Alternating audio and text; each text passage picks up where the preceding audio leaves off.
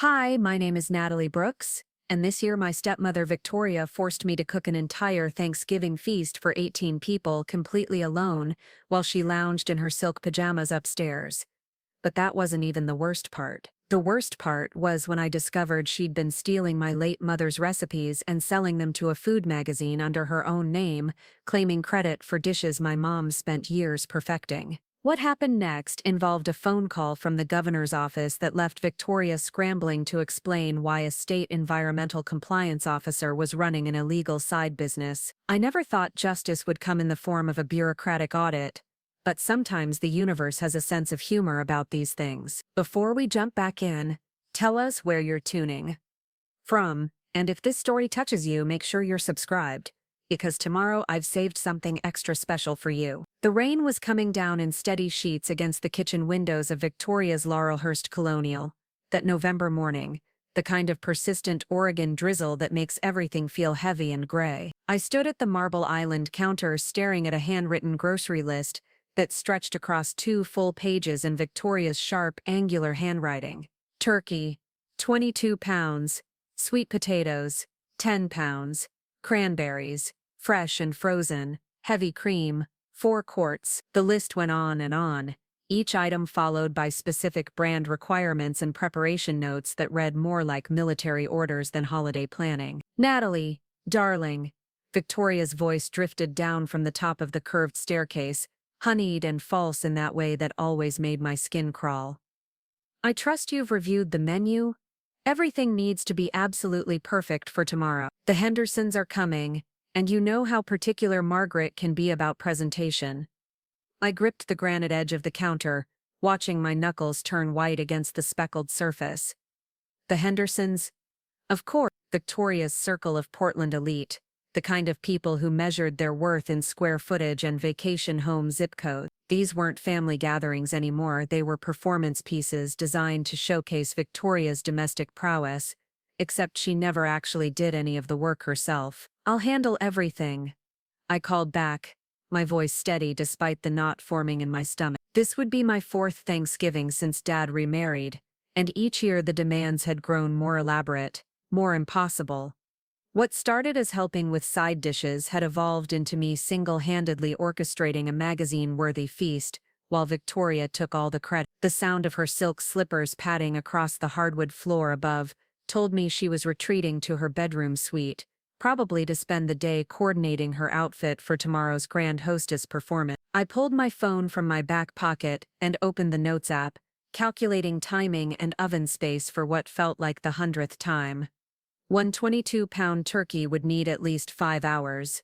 The ham Victoria had added to the menu this year would require another 3. Sweet potato casserole, green bean almondine, stuffing, mashed potatoes, 3 different kinds of rolls, and her infamous cranberry orange relish that she claimed was a family recipe passed down through generations. Except I knew the truth about that recipe. I'd found the original index card in my mother's recipe box 2 years ago, written in Mom's careful cursive with little heart doodles in the margins.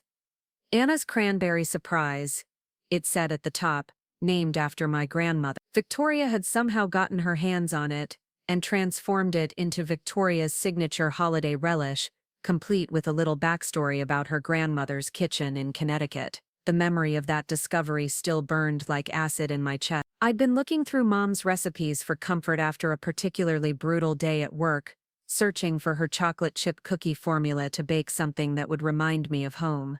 Instead, I'd found evidence of Victoria's theft, clear as the same exact ingredients, the same measurements, even the same note about adding orange zest just before serving for maximum brightness. Victoria had been passing off my dead mother's cooking as her own family heritage. I grabbed my car keys from the ceramic bowl by the kitchen door, metal jangling against my palm as I prepared for what I knew would be a marathon grocery shopping session. The Whole Foods on Burnside would be packed with other last-minute Thanksgiving shoppers, all of us running around like caffeinated squirrels trying to pull off domestic miracles in less than 24 hours. The automatic doors whooshed open, releasing a blast of artificially warmed air that smelled like roasted coffee and expensive cheese. I pulled out my phone and took a picture of Victoria's list, just in case the ink ran in the damp weather, then grabbed a cart that immediately pulled to the left like it had somewhere more important to be. 2 hours later, I was loading the back of my Honda Civic with enough groceries to feed a small army, my bank account considerably lighter, despite the fact that Victoria had supposedly reimbursed me for previous shopping trips. I said supposedly because her version of reimbursement usually came in the form of vague promises and convenient memory lapses. "Oh, didn't I give you cash for that?" she'd say, tilting her head with practiced confusion. I could have sworn I left it on the counter. The drive back to Laurelhurst took me through neighborhoods where normal families were probably sharing the cooking duties, where multiple generations gathered in warm kitchens to laugh over old stories and argue about whether the turkey was done. I could picture Casey Martinez, my best friend from college, probably elbow-deep in masa for her family's traditional tamales, her grandmother bossing everyone around in rapid Spanish, while her cousins stole tastes of filling when they thought no one was looking. I'd been invited to Casey's family Thanksgiving 3 years running now, but Victoria always had some crisis that required my immediate attention. Last year it was a migraine that mysteriously disappeared once I'd committed to staying home. The year before, Dad had suddenly needed my help with some important paperwork that turned out to be organizing Victoria's jewelry collection.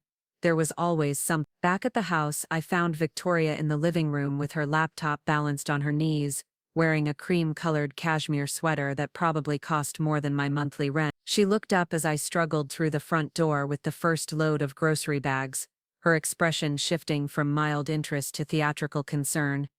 "Oh my goodness, Natalie, you look absolutely exhausted," she said, making no move to help despite my obvious struggle with the heavy bags. "Are you sure you're up for all this cooking? I'd hate for you to overextend yourself." This was Victoria's specialty, the concerned stepmother routine that made her look caring while simultaneously highlighting how much work I was about to do for her benefit. I set the bags down on the foyer table, feeling the handles leave red marks across my palms. "I'm fine," I said, already turning to head back to the car for the second load. "Everything's under control." "Oh, I know you are, sweetheart. You're so capable." Her voice followed me out the door, sweet as poisoned honey. "I was just telling Margaret Henderson about your talents in the kitchen. She's so impressed that someone your age has such traditional homemaking skills." Traditional homemaking skill? As if I'd chosen to become Victoria's personal chef, instead of having the role thrust upon me through a combination of guilt, manipulation, and my father's selective blindness to his new wife's true nature. Dad wouldn't be home until late tonight. He'd been pulling longer hours at the telecommunications company ever since Victoria started her expensive redecorating projects, though he didn't seem to make the connection between her spending and his stress. Robert Brooks had always been the kind of man who preferred to avoid conflict, especially the kind that might require him to choose sides between his new wife and his daughter. I made 4 more trips to the car, hauling in bags filled with organic vegetables, heritage breed turkey, artisanal butter, and all the other premium ingredients Victoria insisted upon for her performance tomorrow. By the time I'd finished loading everything into the refrigerator and pantry, my lower back was aching and my phone showed 17 missed texts from Casey. "Girl, where are you?" read the most recent message. "Mom made 3 different salsas and keeps asking when you're coming over to try them." I stared at the text for a long moment, thumb hovering over the keyboard. How do you explain that you're trapped in a house that should feel like home but instead feels like an elaborate stage set? How do you tell your best friend that your stepmother has turned you into unpaid kitchen staff for her social climbing adventures? "Rain check," I typed back. "Family obligations." Again, came the immediate response, followed by 3 concerned face emojis. "This is the 3rd year now. Are you okay?" I didn't answer. I couldn't answer honestly without opening a door. I wasn't ready to walk through yet. Instead, I shoved my phone into my back pocket and started pulling ingredients from the refrigerator to begin my prep work. The turkey would need to brine overnight, which meant I had about an hour to get that started before moving on to washing and chopping vegetables. Victoria appeared in the kitchen doorway, just as I was wresting the massive bird from its plastic wrapping, her nose wrinkling slightly at the sight of raw poultry. "Oh, you're starting already? How wonderfully efficient." She settled onto one of the counter stools, crossing her legs elegantly and watching me work like I was entertainment. I was just thinking, tomorrow when everyone arrives, it might be better if you stayed in the kitchen during cocktail hour. You know how chaotic it gets with everyone wanting to chat with the cook. I looked up from the turkey, salt-crusted fingers gripping the bird's cavity as her words sank in. She wanted me hidden away like kitchen staff. Not family, not even a guest at the dinner I was preparing entirely by myself, but hired help who needed to stay out of sight. I thought I might join everyone for drinks, I said carefully, testing the waters.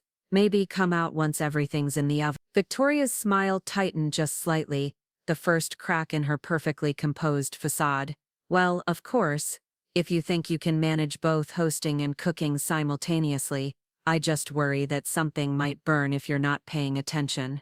You know how sensitive the ovens can be. There it was, the implication that I couldn't handle multiple tasks, wrapped in fake concern for my competence.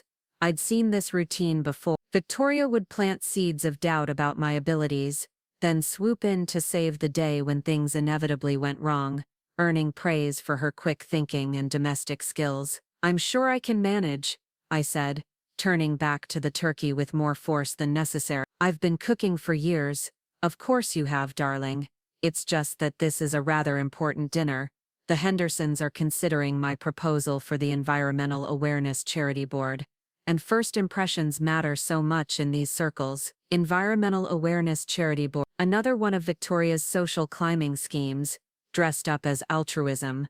She collected board positions the way other people collected stamps, each one adding another line to her resume, and another opportunity to network with Portland's wealthy elite. I spent the next hour preparing the brine, a process that involved dissolving pounds of salt and sugar in hot water, then waiting for it to cool enough not to cook the turkey before it even went in the oven. Victoria remained perched on her stool, occasionally offering commentary on my technique or sharing anecdotes about the important people who would be gracing our table tomorrow. Margaret Henderson's husband just got appointed to the City Planning Commission, she said, examining her manicured nails, and the Williamses are thinking of buying that estate in Lake Oswego. The one with the vineyard? Apparently they're quite serious about it. I nodded at appropriate intervals while measuring herbs for the brine, letting her words wash over me like background noise. This was Victoria's world, a carefully constructed social hierarchy, where your worth was measured in property values and professional connection. I'd never fit into it, and honestly I'd never wanted to. My phone buzzed against the counter. Casey again. Okay, now I'm worried. Call me when you get this. I glanced at Victoria, who was scrolling through her own phone, probably checking social media to see what her friends were posting about their holiday preparations. She looked completely absorbed, so I stepped into the pantry and called Casey back. Finally, Casey's voice was warm with relief. I was starting to think you'd been kidnapped by holiday obligations. Something like that, I said quietly, keeping one eye on the pantry door. How's your day going? Chaotic and perfect. Mom's making enough food for 40 people even though it's just 12 of us, and my cousin brought her new boyfriend, who doesn't speak Spanish, but keeps nodding enthusiastically at everything. Abuela says. Casey paused. But enough about us. What's really going on with you? And don't say family obligations again, because that's not an answer. I leaned against the pantry shelves, surrounded by Victoria's expensive gourmet ingredients and imported oil. How do you explain that your stepmother has turned you into Cinderella without sounding like you're exaggerating for sympathy? Victoria's throwing another one of her dinner parties tomorrow, I said finally. I'm doing all the cooking, all of it. For how many people? 8. The silence stretched long enough that I wondered if the call had dropped. Then Casey's voice came back, sharp with disbelief. 18 people. By yourself? What's she doing? Professional food styling? Something like that. I could hear Victoria's voice from the kitchen, probably on a phone call of her own. Listen, I should go. There's still a lot to prep tonight. Natalie? Casey's voice had taken on that serious tone she used when she was about to say something I needed to hear. This isn't normal. You know that, right? Normal stepmothers don't make their stepchildren cook for 18 people alone. I know, I whispered, though part of me wasn't sure I did know anymore. Victoria had a way of making her demands seem reasonable, even generous. She was giving me the opportunity to contribute to the family, to showcase my skills, to be useful. The fact that it left me exhausted and indivisible was just a side effect I needed to manage better. Promise me something, Casey continued. Promise me that after tomorrow, you'll think about setting some boundaries. You don't owe her this level of service. I promised, though we both probably knew it was an empty promise made in a pantry while hiding from the woman who'd somehow convinced my father that turning his daughter into unpaid household staff was a reasonable family dynamic. When I emerged from the pantry, Victoria was indeed on the phone, her voice bright and animated, as she described tomorrow's menu to whoever was on the other end. Oh yes, the cranberry relish is my grandmother's recipe, she was saying, twirling a strand of her highlighted hair around her finger. It's been in the Hendricks family for generations. The secret is the orange zest. You have to add it at just the right moment. My hands stilled on the turkey, pieces of my mother's heritage dropping from Victoria's mouth like stolen jewelry. She was doing it again, claiming credit for something that had never belonged to her, spinning stories about grandmothers she'd never met, and family traditions she'd purchased at estate sales. I wanted to scream. I wanted to grab the phone and tell whoever was listening that the recipe belonged to Anna Brooks, my grandmother, who'd taught it to my mother during long Saturday afternoons in a tiny kitchen in southeast Portland. I wanted to explain that the orange zest trick came from years of experimentation, not generations of family wisdom. Instead, I submerged the turkey in brine and started peeling sweet potatoes with mechanical precision, each stroke of the peeler releasing the sharp, earthy scent that always reminded me of autumn afternoons spent cooking with Mom. She'd died when I was 16, just young enough that I'd missed learning some of her best recipes, just old enough to understand what I was losing. Victoria finished her phone call and glided back to her perch, seemingly oblivious to the rage radiating from my corner of the kitchen. That was Patricia Williams, she announced. She's so excited about tomorrow's dinner. I told her about the cranberry relish and she practically begged for the recipe. Victoria laughed, the sound like wind chimes in a storm. I suppose I could share it, though it does feel a bit like giving away family secrets. Family secrets, my family's secrets, packaged and distributed to enhance Victoria's reputation as a domestic goddess. I focused on the sweet potatoes, letting the repetitive motion of peeling calm the fury building in my chest. Tomorrow would be over in 24 hours. I just had to get through tomorrow. But as I worked my way through pounds of vegetables and started planning the complex timing required to get everything cooked and ready simultaneously, I couldn't shake the feeling that something fundamental was shifting. This wasn't just about one more dinner party or one more stolen recipe. This was about who I was willing to become,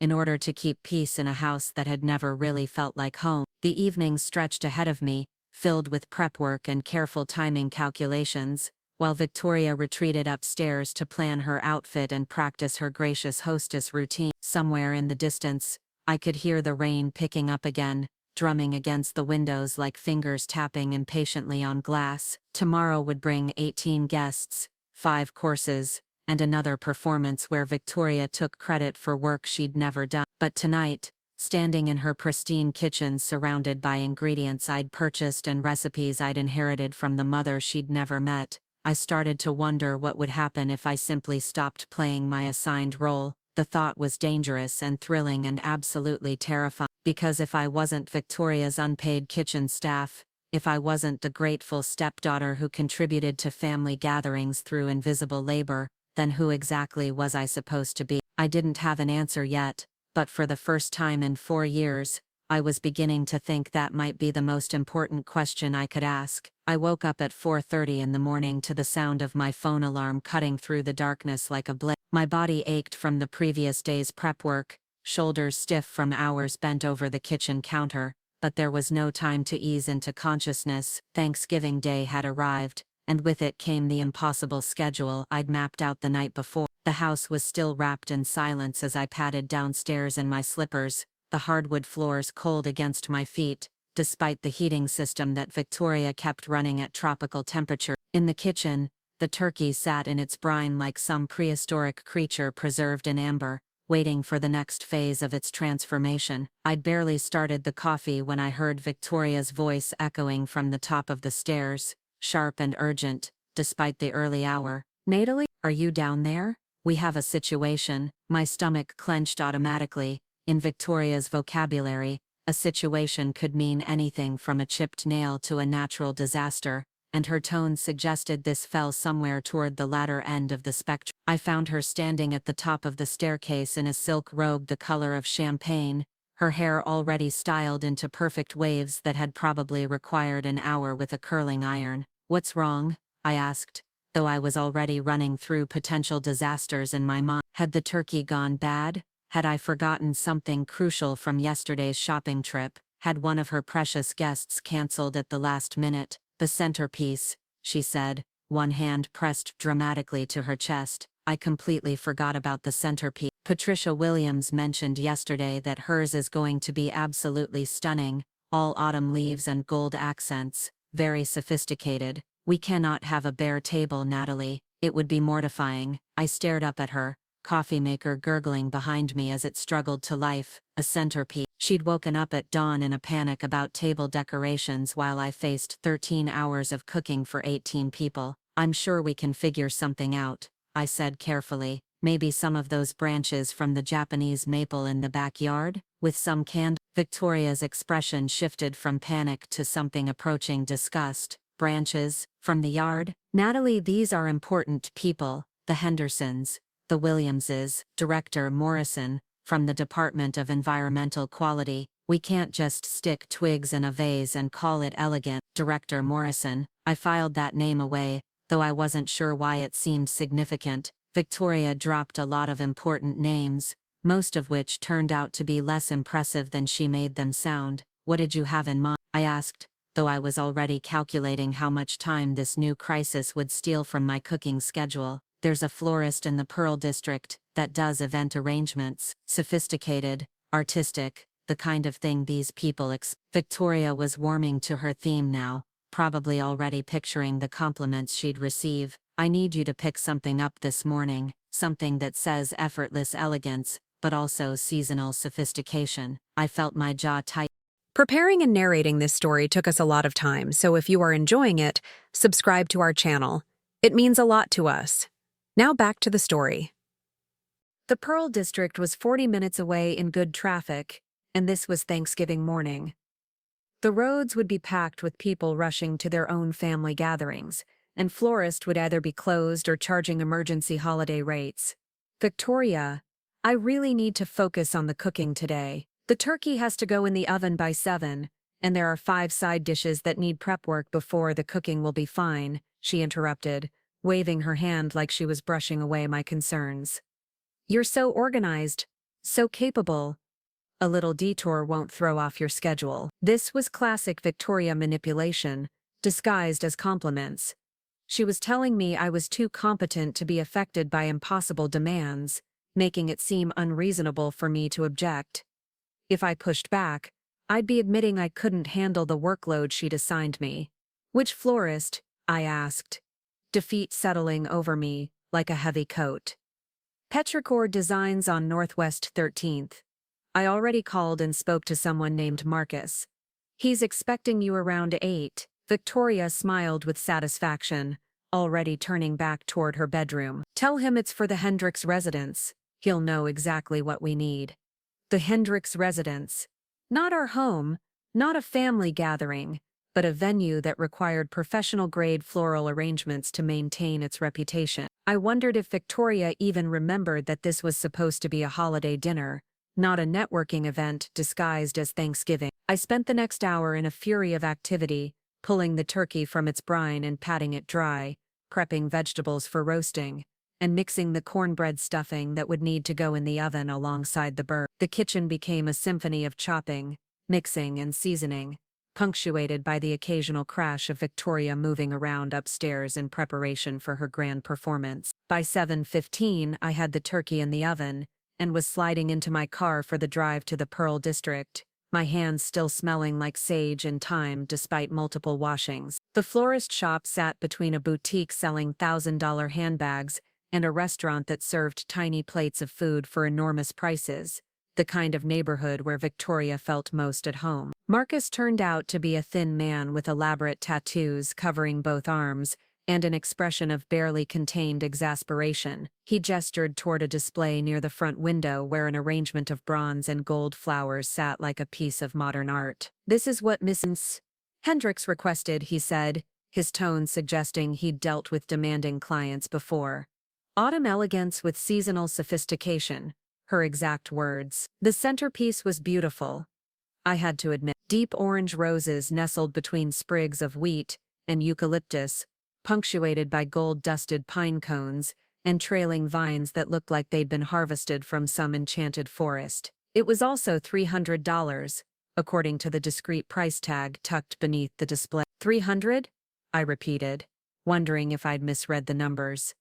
"Holiday rates," Marcus explained with a shrug, "plus rush service and delivery to the residence." Mrs. Hendricks was very specific about the timing. Delivery to the residence. Victoria had arranged for professional delivery of a $300 centerpiece, while sending me across town to pick it up personally. I pulled out my credit card, adding another expense to the growing tab of Victoria's entertaining costs that somehow always ended up on my account. The drive back to Laurelhurst took nearly an hour through traffic thick with holiday travelers. I found myself stuck behind a minivan full of kids singing along to Christmas music, their joy visible through the rear window as they clapped and danced in their car seat. For a moment I imagined what it would be like to be heading toward a gathering where my presence was wanted rather than my labor, where I was a guest instead of unpaid staff. Back at the house, Victoria met me at the front door with an expression of theatrical relief. "Oh, thank goodness you're back." I was starting to worry. She took the centerpiece from my hands like she was receiving the crown jewels. "This is absolutely perfect.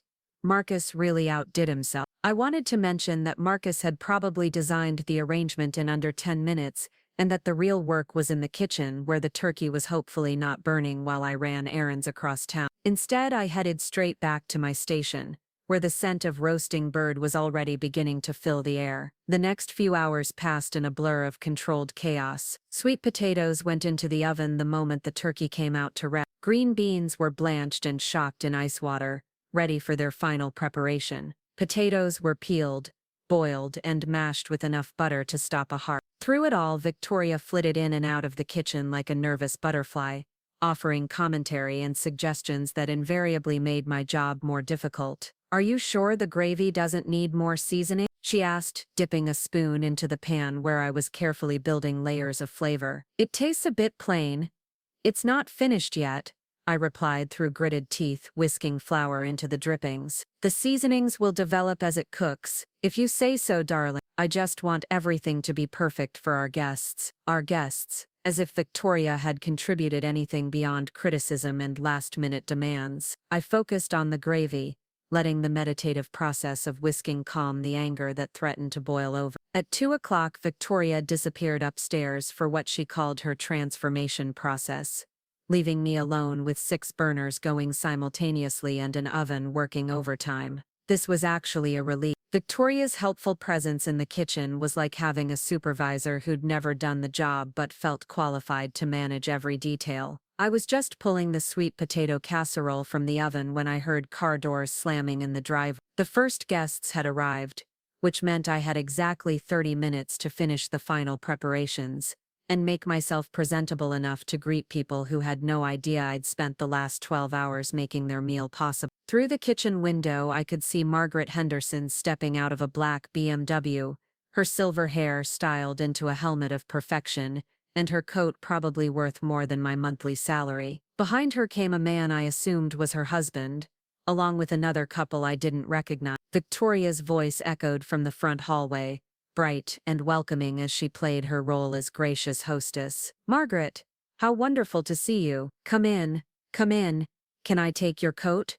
The fire's already going in the living room." I arranged the last of the dinner rolls in a basket lined with one of Victoria's expensive linen napkins, trying to ignore the sound of laughter and conversation flowing from the front of the house. This was the part where Victoria would shine, accepting compliments for the delicious smells coming from the kitchen and the beautiful table setting, as if she'd spent the day cooking instead of getting her hair styled. More car doors, more voices. The house was filling with Victoria's carefully curated guest list, 18 people who represented the social and professional circles she was determined to infiltrate. I could hear her making introductions, her voice taking on that slightly breathless quality she affected when she was performing. "This is our director Morrison from the Department of Environmental Quality," she was saying to someone. "He's been absolutely instrumental in some fascinating new initiatives." Director Morrison again. I was starting to get curious about this man who seemed to hold such an important place in Victoria's social ambitions. Through the kitchen door I caught a glimpse of him,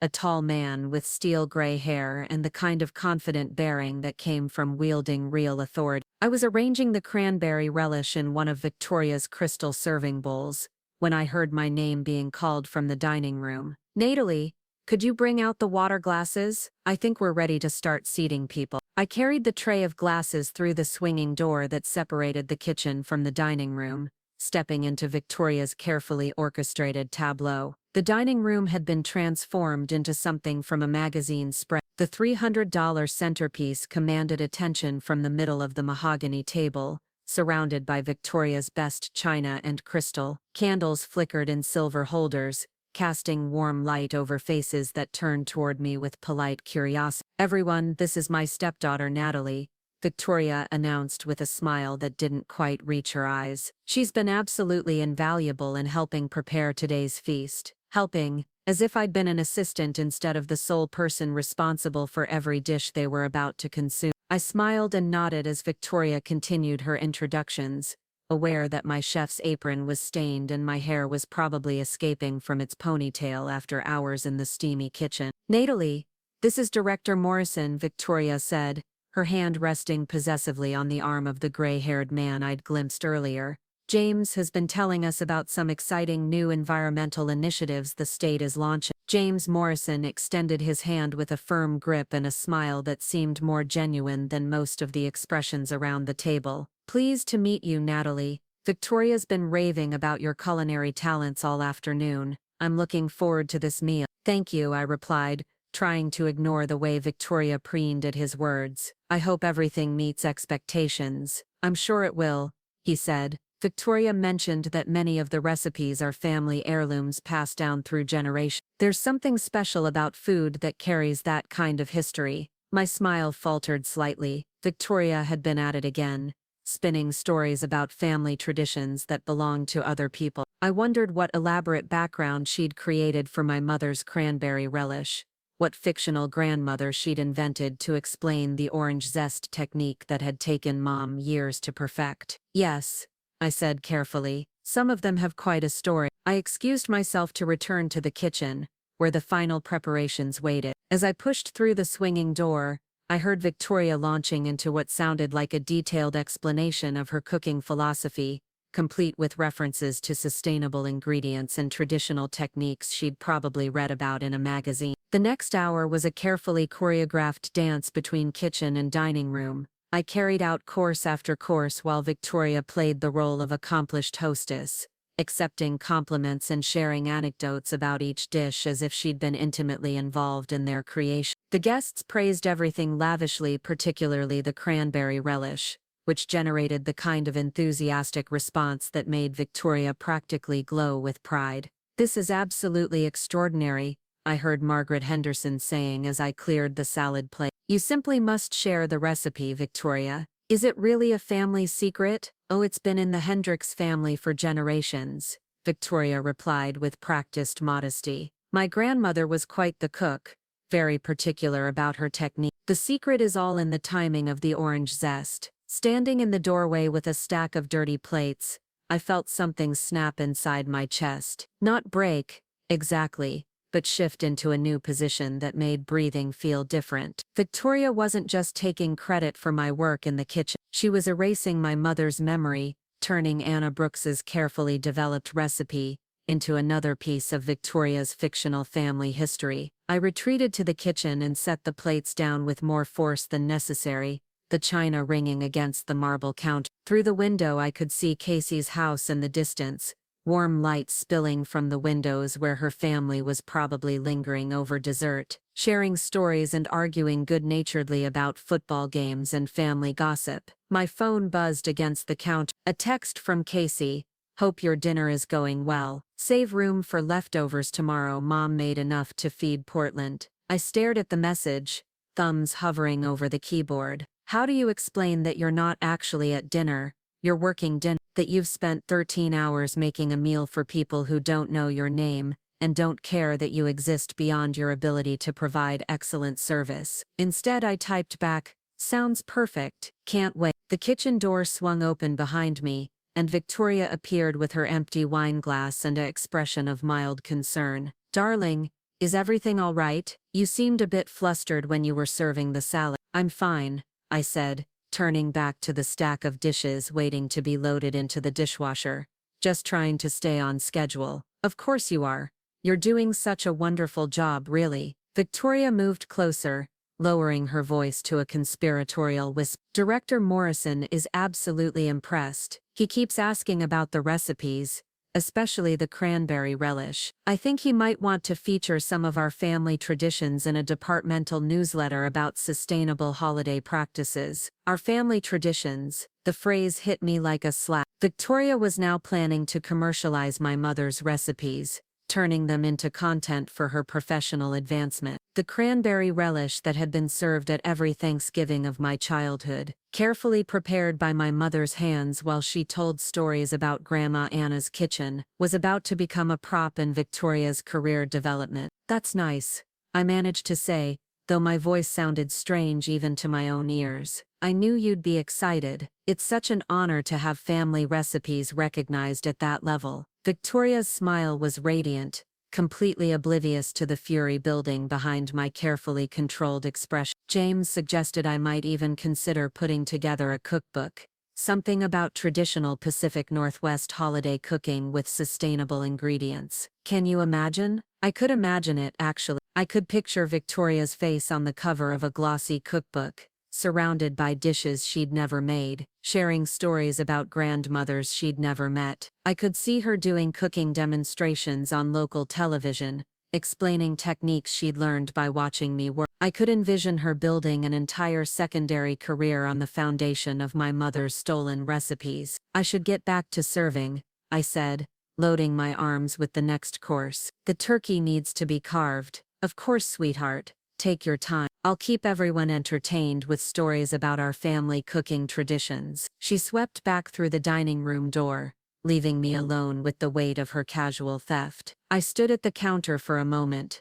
hands shaking slightly as I arranged slices of turkey on the serving platter. Somewhere beyond the kitchen door, I could hear Victoria's voice explaining the importance of free-range, organic poultry, as if she'd personally selected the bird instead of sending me to fight crowds at Whole Foods. The rest of the dinner service passed in a haze of mechanical motion. Carry out food, accept polite thanks, return to kitchen, prepare next course. Victoria held court at the head of the table, regaling her guests with elaborate stories about seasonal cooking and family traditions that existed only in her imagination. Director Morrison seemed particularly engaged, asking detailed questions about preparation techniques and ingredient sourcing that Victoria answered with fiction disguised as family history. By the time dessert was served, I felt like I was watching the scene from outside my own body. Victoria's pumpkin pie, made from my grandmother's recipe and served with homemade whipped cream I'd prepared at 5 in the morning,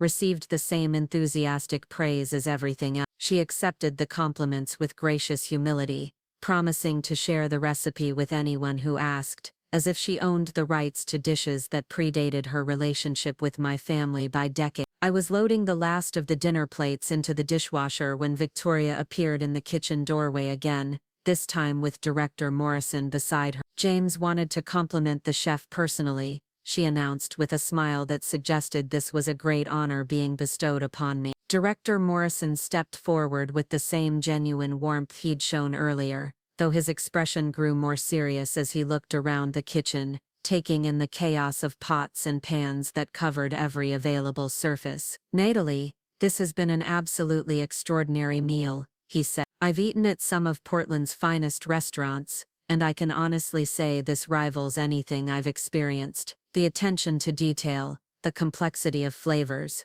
the care in every preparation. It's clear you have remarkable talent. Thank you, I replied, aware that Victoria was watching our interaction with the intensity of a hawk circling prey. I'm particularly interested in the cranberry relish, he continued. Victoria mentioned it's a family recipe with quite a history. The balance of flavors is absolutely perfect, and the technique with the orange zest is sophisticated. You don't often see that level of subtlety in home cooking. This was my moment. Director Morrison was standing 3 feet away, offering genuine appreciation for work I'd done with my own hands, using recipes that carried my family's actual history. All I had to do was speak up, claim credit for my own achievements, correct the record about whose grandmother had developed these techniques. But Victoria was watching, her smile bright and expectant, and behind her stood 17 other guests who had spent the evening listening to stories about her culinary heritage. To correct the record now would be to expose her as a fraud in front of the professional contacts she was working so hard to impress. It's a very old recipe, I said finally, the words feeling like glass in my throat, passed down through the family. Director Morrison nodded appreciatively. That's the best kind. There's something irreplaceable about those generational cooking traditions. You're lucky to have that heritage to draw from. Victoria's smile widened with satisfaction. We certainly are. Family recipes are such treasures, aren't they? As if she'd been part of my family when my mother was alive. As if she'd learned these techniques at my grandmother's elbow instead of stealing them from index cards left behind by a woman she'd never met. Director Morrison shook my hand again before returning to the dining room, where the conversation was shifting toward coffee and after-dinner drinks. Victoria lingered for a moment, her expression soft with something that might have been affection if I hadn't known better. See? She said quietly. I told you this would be worth all the hard work. Having someone like James Morrison recognize your talents, appreciate our family traditions. It's quite an accomplishment. Our family tradition. She'd said it again, this time directly to my face, as if repetition could make her fiction into truth. I nodded and turned back to the dishes, no longer trusting myself to speak without saying something that would shatter the careful pretense we'd both been maintaining. The evening wore on with agonizing slowness. Guests lingered over coffee and brandy while I cleaned the kitchen, loading dishwasher after dishwasher and scrubbing pots that had accumulated layers of cooking residue. Through the dining room door I could hear the conversation turning toward politics and business, the kind of networking discussions that were Victoria's real goal for these gatherings. It was nearly 10 o'clock when the last guest finally left, their voices fading as car doors slammed and engines started in the driveway. I was wiping down the counters when Victoria reappeared, her cheeks flushed with wine and success. What an absolutely perfect evening, she announced, settling onto one of the counter stools like a queen surveying her domain. Everyone was so impressed, especially James Morrison. I think we really made an impact tonight. There was that word again, the possessive pronoun that somehow included her in work she'd never done. I'm glad it went well, I said, focusing on a particularly stubborn spot of gravy that had dried on the stove. More than well, darling. Extraordinary. James specifically mentioned wanting to stay in touch about those family recipes. He thinks there might be opportunities to showcase traditional Pacific Northwest cooking through the department's outreach programs. Victoria's eyes were bright with ambition. Can you imagine having our family traditions featured in state-sponsored educational materials? Our family traditions, my mother's recipes, rebranded as Victoria's heritage, and packaged for her professional advancement. I set down the dish rag and turned to face her, something fundamental shifting in my chest. Victoria, I said carefully, those aren't your family traditions. Her smile faltered slightly, confusion replacing the satisfied glow that had carried her through the evening. I'm sorry, what do you mean? The cranberry relish. The pumpkin pie recipe. They're not Hendrick's family traditions. They belong to my mother. Her mother taught them to her. Victoria's expression shifted through several emotions in rapid succession. Surprise, comprehension, and then something harder to define. Not quite guilt, but a kind of calculating reassessment. Well, of course, darling, she said after a pause. But we're all family now, aren't we? Your mother's recipes are part of our family history. You've been telling them they came from your grandmother. From Connecticut. Have I? Victoria tilted her head with practiced confusion. I don't think I said that specifically. Perhaps there was some misunderstanding. But there hadn't been a misunderstanding. I'd heard her exact words, watched her spin elaborate stories about generations of Hendricks women, perfecting these dishes in New England kitchens that had never existed. She'd created an entire fictional family history around recipes that belonged to my dead mother. You said your grandmother in Connecticut taught you the orange zest technique. I pressed. I heard you tell Director Morrison that it was a Hendricks family secret. Victoria's smile had become fixed, like a mask that was starting to slip. Well, sometimes when you're entertaining, you tell stories that make people feel more connected to the food. It's about creating atmosphere, Natalie, making people feel like they're part of something special. By lying about whose family created it, the word hung in the air between us like a challenge. Victoria's mask finally dropped, replaced by something colder and more calculating. I think you're being a bit dramatic, sweetheart. No one was hurt by a little storytelling. If anything, it honors your mother's memory by sharing her recipes with appreciative people. It honors her memory by giving someone else credit for her work. It honors her memory by making sure her recipes continue to bring people joy, instead of sitting forgotten in some dusty box. Victoria's voice had taken on an edge, the false sweetness replaced by something sharper. Really, Natalie, I think you're making far too much of this. We had a wonderful evening. Everyone was impressed, and now you want to spoil it with arguments about semantics. Semantic, as if the difference between truth and lies was just a matter of word choice. As if my mother's legacy was a trivial detail that could be adjusted for Victoria's convenience. I looked at her sitting on the counter stool in her designer dress, surrounded by the remnants of a dinner I'd prepared entirely by myself. And something crystallized in my mind with perfect clarity. This wasn't about one evening or one set of stolen recipes. This was about who I was willing to become in order to maintain peace with someone who saw my family's history as raw material for her social climbing. I think, I said slowly, that I'm done helping with your dinner parties. Victoria's eyebrows rose with theatrical surprise. Done? What do you mean, done? I mean, I won't be cooking for your guests anymore. I won't be providing unpaid catering services, so you can impress your professional contacts with work you didn't do. Natalie. Victoria's voice had shifted again, this time taking on the tone of a parent addressing an unreasonable child.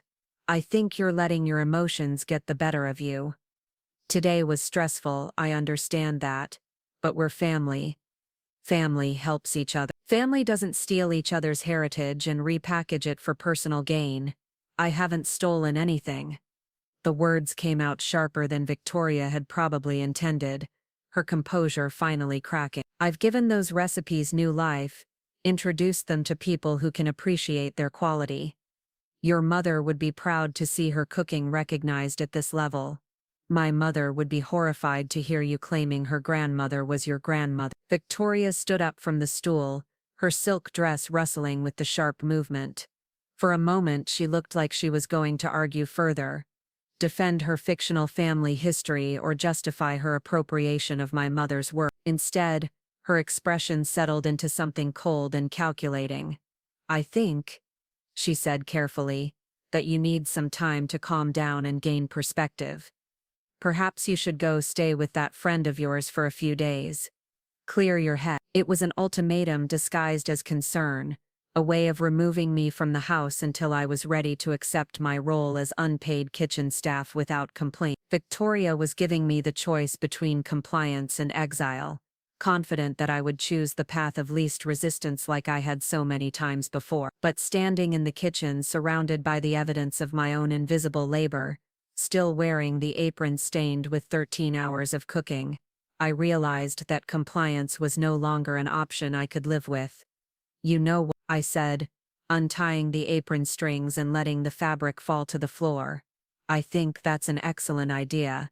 I drove through the empty Portland streets with my hastily packed overnight bag in the back seat. the city lights blurring past my windows like fallen stars. It was nearly midnight, and the rain had started again. That persistent Oregon drizzle that made everything feel muted and dreamlike. Casey's apartment building sat tucked between a coffee roastery and a vintage bookstore in the Hawthorne district. The kind of neighborhood where people actually knew their neighbors and left notes on community bulletin boards about lost cats and shared garden tools. Casey answered the door in her pajamas, her dark hair twisted into a messy bun, and concern written across her face the moment she saw me standing there with my overnight bag. "Natalie, what happened? Are you okay?" I realized I hadn't actually planned what I would say. "How do you explain that you'd finally reached your breaking point over cranberry relish and fictional grandmothers?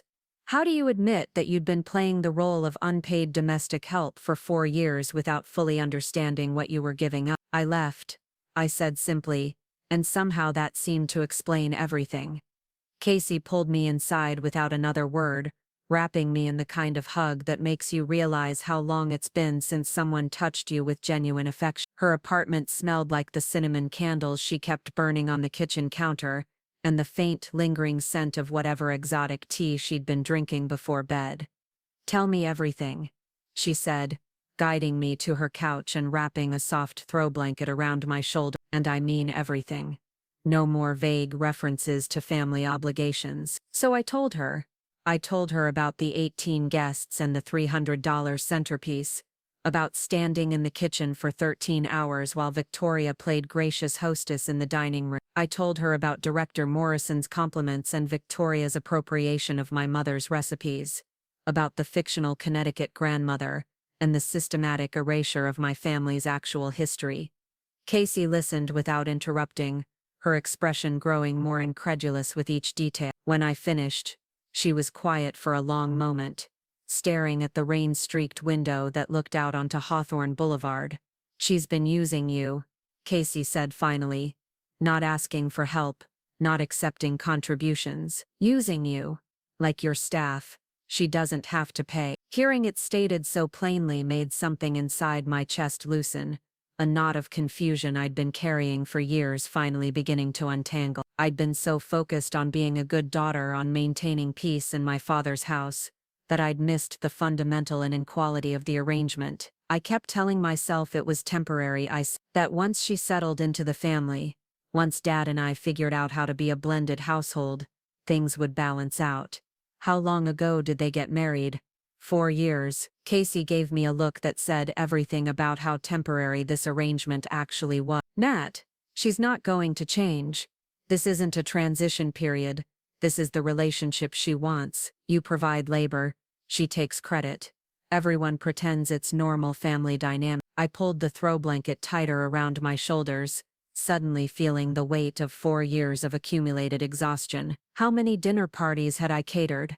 How many of Victoria's professional events had I supported from behind the scenes? How many times had I smiled and nodded while she accepted praise for work I'd done with my own hands? "The worst part," I said quietly, "is that I think she actually believes her own stories now. When she talks about her grandmother's cranberry relish, there's this conviction in her voice, like she's forgotten it was ever a lie, or she never saw it as a lie in the first place." Casey replied, "Some people have this amazing ability to rewrite history in their own favor. They convince themselves that taking credit for other people's work is actually doing those people a service." We talked until nearly 3 in the morning, Casey making cup after cup of chamomile tea, while I tried to process the magnitude of what I'd walked away from. It wasn't just Victoria's dinner parties. I realized it was an entire identity I'd constructed around being useful, being needed, being the person who solved problems and smoothed over conflicts through invisible labor. "What are you going to do about your dad?" Casey asked as we were finally getting ready for bed. I'd been avoiding that question all evening, but hearing it spoken aloud made my stomach clench with anxiety. Dad had always been conflict-averse, preferring to let problems resolve themselves rather than take sides or make difficult decisions. His marriage to Victoria had only intensified this tendency, turning him into a master of selective blindness when it came to the dynamics of his own household. "I don't know," I admitted.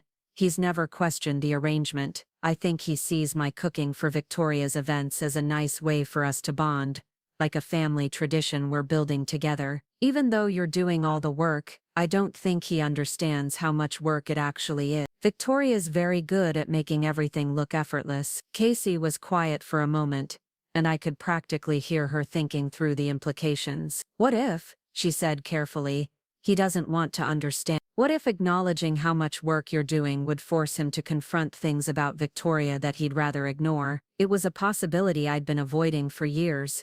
The idea that Dad's obliviousness might be willful rather than innocent. But sitting in Casey's warm apartment, surrounded by the evidence of what a normal friendship looked like, I couldn't ignore the pattern anymore. Dad had always found reasons to be absent during Victoria's major entertaining events, leaving me to handle the logistics while he avoided witnessing the actual division of labor. I slept fitfully that night, my dreams filled with endless kitchens and impossible cooking timelines, waking every few hours to the sound of rain against Casey's bedroom window. When morning finally came, gray and overcast like most Portland November days, I felt like I was emerging from a long fever week but clear-headed. Casey had already left for work by the time I wandered into her kitchen, but she'd left a note propped against the coffee maker along with a spare key and a phone number I didn't recognize. Gone to open the gallery.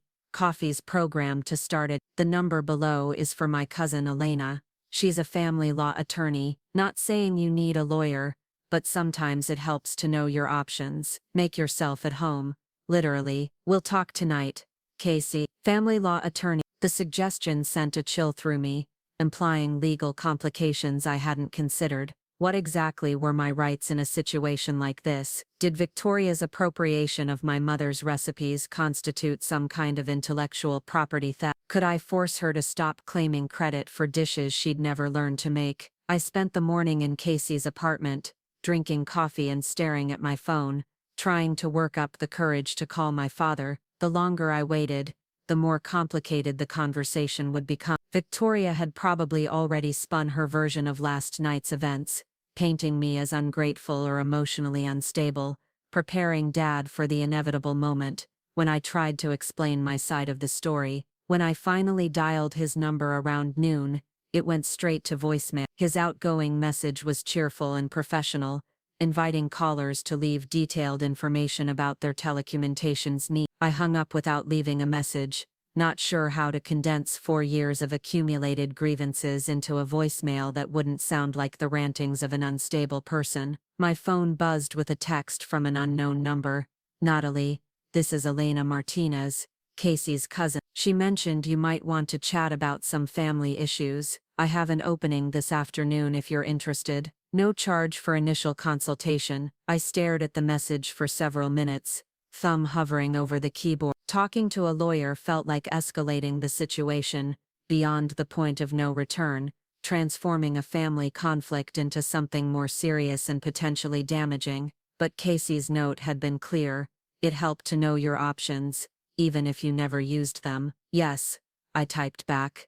What time? Elena's office sat above a tea shop in southeast Portland, the kind of space that felt more like someone's living room than a professional suite. Elena herself was younger than I'd expected, probably mid-30s, with Casey's same warm smile and an air of competent calm that immediately put me at ease. Casey gave me the basic outline, she said, settling behind a desk covered with neat stacks of papers and a ceramic mug that smelled like chai. Woman appropriates your family recipes, uses them for professional advancement, treats you like unpaid catering staff. Is that accurate? That's accurate, I said, though hearing it summarized so starkly made the situation sound even more surreal. Let's start with the intellectual property question, Elena said, pulling out a legal pad. These recipes, are they written down anywhere? Copyrighted? Published in any form? I explained about my mother's index cards, the handwritten notes in her careful cursive, the family stories that accompanied each dish. Elena took notes as I talked, occasionally asking for clarification about dates and specific instances of Victoria's appropriation. Here's the thing about recipes, Elena said when I finished.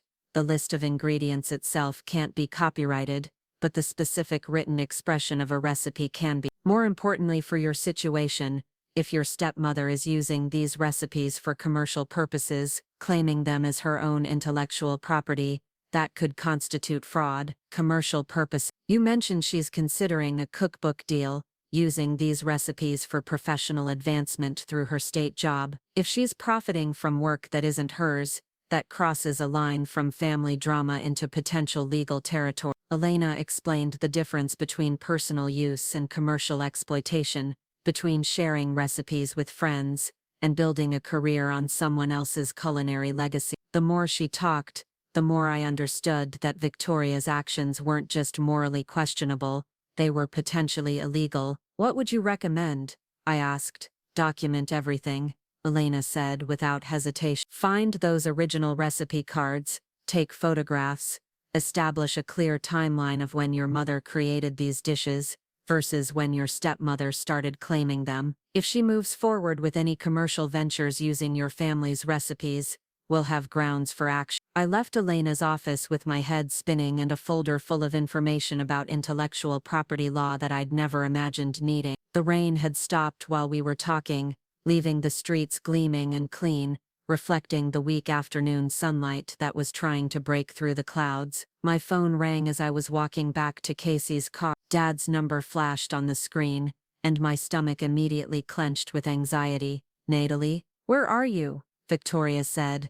You left last night after some kind of argument. His voice carried that carefully neutral tone he used when he was trying to avoid taking sides, the diplomatic distance that had characterized most of our interactions since his remarriage. I'm staying with Casey for a few days, I said, leaning against the car door. Did Victoria tell you what the argument was about? She said you were upset about the dinner preparation, that you felt overwhelmed by the workload. She's concerned that you might be taking on too much responsibility, trying to do everything yourself instead of asking for help. Of course, Victoria had reframed the entire conflict around my supposed inability to handle the workload I'd volunteered for, making herself the concerned stepmother worried about my well-being. It was a masterful piece of manipulation that positioned her as caring while subtly suggesting that I was the problem. Dad, I said carefully, did Victoria tell you that she's been claiming Mom's recipes as her own family heritage? There was a pause,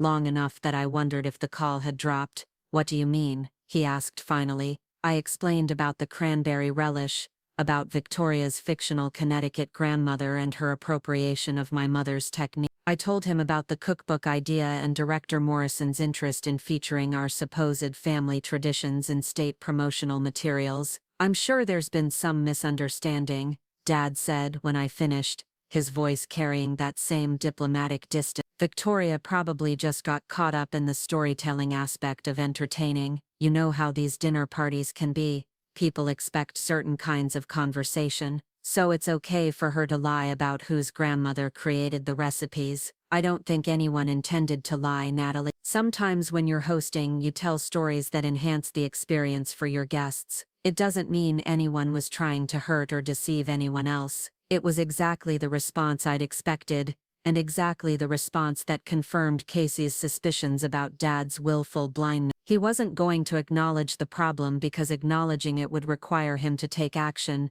to choose sides, to risk the comfortable equilibrium he'd built with Victoria. Dad, I said, trying one more time, these aren't just stories. Victoria is building professional opportunities on Mom's recipes. She's talking about publishing a cookbook based on techniques Mom learned from Grandma Anna. That's not enhancing a dinner party.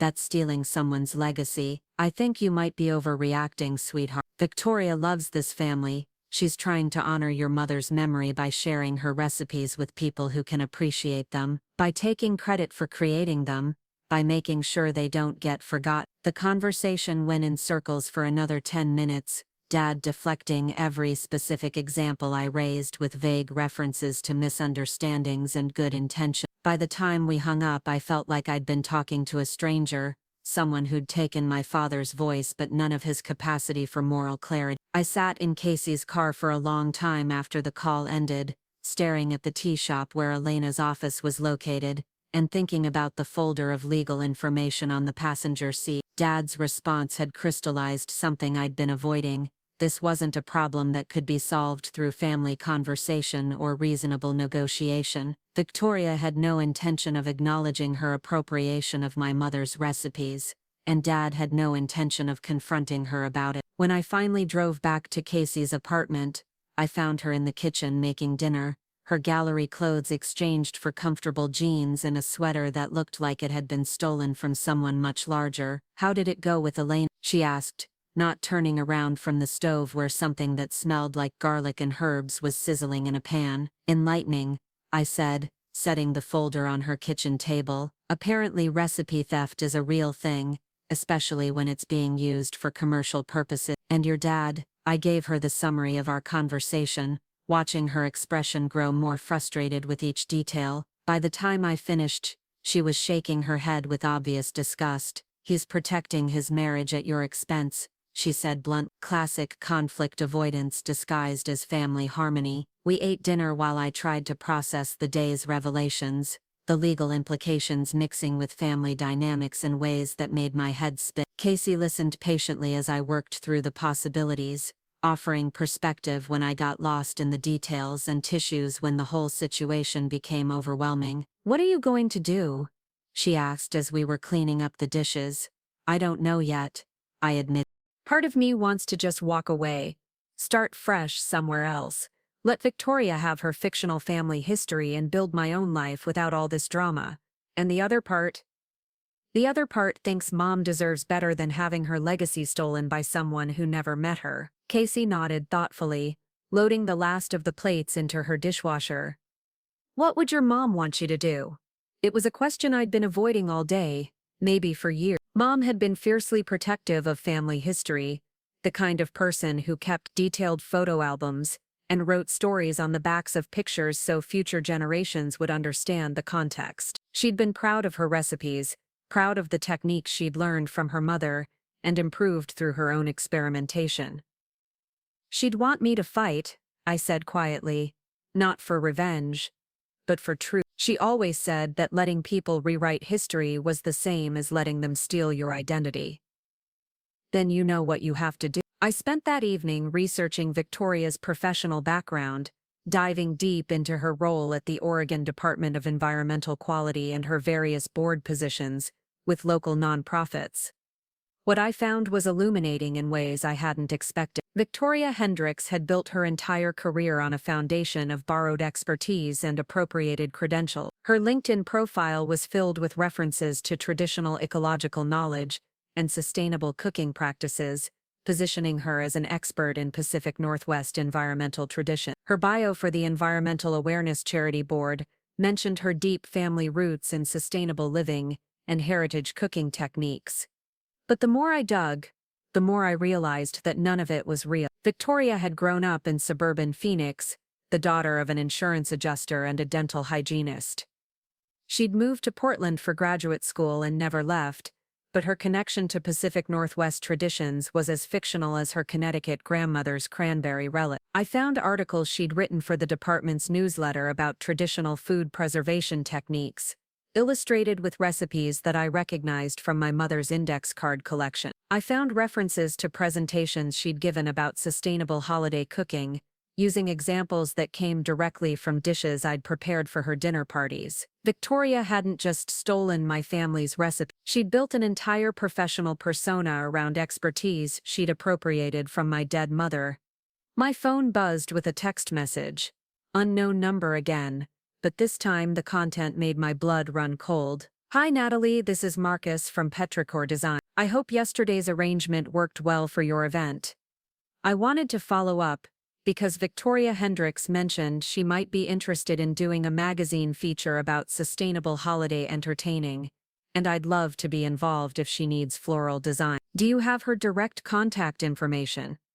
I stared at the message, understanding immediately what it meant. Victoria was already moving forward with her media plans, using yesterday's dinner party as a stepping stone toward the cookbook and magazine features she'd discussed with director Morrison. She was leveraging my work, my recipes, and my labor into professional opportunities that could define the next phase of her career. I called Elena Martinez's office and left a voicemail asking for an emergency appointment. Then I opened my laptop and started typing, documenting every instance of recipe theft I could remember, every story Victoria had told about fictional family traditions, every professional opportunity she'd built on my mother's stolen legacy. If Victoria wanted to commercialize my family's history, she was going to have to go through me first. And I was done being invisible. The next morning brought an email that changed everything. It came from Director Morrison's office, addressed to Victoria but apparently forwarded to me by mistake. The subject line read, "Partnership Opportunity, Traditional Foods Educational Initiative." I opened it with shaking hands, already knowing what I would find but unprepared for the scope of Victoria's ambition. The Oregon Department of Environmental Quality was launching a statewide educational program about sustainable traditional foods, and they wanted Victoria to serve as the primary consultant. The position would involve developing curriculum, writing educational materials, and serving as the public face of the initiative. The salary was more than I made in a year. The email detailed Victoria's qualifications for the position, describing her deep knowledge of Pacific Northwest culinary traditions, and her extensive family background in sustainable cooking practices. It specifically mentioned the cranberry relish recipe that had so impressed Director Morrison, noting its potential for inclusion in educational materials that would reach thousands of Oregon students. My mother's recipe, stolen and repackaged, was about to become the foundation of Victoria's next career move. The woman who had turned me into unpaid kitchen staff was now preparing to profit from my family's heritage on a scale I'd never imagined possible. I forwarded the email to Elena Martinez with a single word, urgent. Then I called Casey at the gallery and asked her to come home early. It was time to stop being invisible, and I was going to need all the help I could get. Casey arrived at her apartment within an hour, still wearing her gallery apron and smelling faintly of the turpentine and coffee that seemed to permeate every art space in Portland. She took one look at my face and immediately put the kettle on, understanding without words that we were about to dive into something that would require caffeine and careful planning. "Show me everything," she said, settling at her kitchen table with 2 steaming mugs of Earl Grey. I spread out Elena's legal documents alongside printouts of Victoria's professional profiles, the forwarded email about the state consulting position, and photographs I'd taken of my mother's original recipe cards. The evidence covered Casey's entire table, a paper trail of systematic appropriation that looked even more damning when laid out in chronological order. "Jesus," Casey whispered, scanning through Victoria's LinkedIn profile. "She's built her entire career on your mom's recipe." "It gets worse," I said, pointing to the State Department email. "This consulting position would make her the public face of traditional Pacific Northwest cooking for the entire Oregon educational system. Thousands of students would learn my family's recipes, thinking they came from Victoria's grandmother in Connecticut." Casey leaned back in her chair, shaking her head with a mixture of amazement and disgust. "This isn't just personal anymore. She's about to commit fraud on a state level, using taxpayer money to profit from intellectual property she stole from your dead mother." The words hit me like a physical blow, partly because of their bluntness and partly because they crystallized something I'd been struggling to articulate. This wasn't about family drama or holiday dinner disputes. Victoria was preparing to build a lucrative career on the foundation of my mother's stolen legacy, using government resources to legitimize her theft. "Elena wants to see me this afternoon. She thinks we have grounds for a cease and desist letter. Maybe more depending on how far Victoria pushes this." "What about the moral argument?" Casey asked. "Forget the legal stuff for a minute. Have you considered just confronting her directly, making her face what she's actually doing?" I had considered it, but the memory of our conversation 2 nights ago made the prospect seem futile. Victoria had demonstrated a remarkable ability to reframe theft as tribute, to transform lies into storytelling, to make herself the victim of any criticism. Direct confrontation would only give her more opportunities to practice her manipulation skills. "I don't think she sees it as stealing," I said. "In her mind, she's honoring my mother's memory by sharing the recipes with a wider audience. The fact that she's taking credit and building her career on them is just a convenient side effect. Or she knows exactly what she's doing and doesn't care because she thinks you won't fight back." Casey's assessment was probably more accurate than I wanted to admit. Victoria had spent 4 years observing my conflict avoidance patterns, my tendency to smooth over problems rather than create confrontations. She'd learned to count on my silence, to treat my complicity as a given rather than a choice. My phone rang before I could respond. Elena Martinez's name flashed on the screen, and I answered immediately. Natalie, I've reviewed the materials you sent over. Elena's voice was crisp with professional focus. We need to move fast. If your stepmother accepts this state consulting position, it becomes much harder to challenge her appropriation of your family's intellectual property. What do you recommend? First, we need to establish a clear public record of your family's ownership of these recipes. Do you have any documentation beyond the handwritten cards, photos of your mother cooking these dishes, published mentions in local newspapers, anything that creates a timeline? I thought back through years of family photos, holiday newsletters, church cookbook contributions. My mother had been active in the community, always volunteering to bring her cranberry relish to fundraising dinners and potluck events. There had to be documentation somewhere, traces of her culinary contributions that predated Victoria's arrival in our family. I think so, I said. My mom contributed to several church cookbooks, and she used to write a column for the neighborhood newsletter about seasonal cooking. I have copies of most of that stuff in storage. Perfect.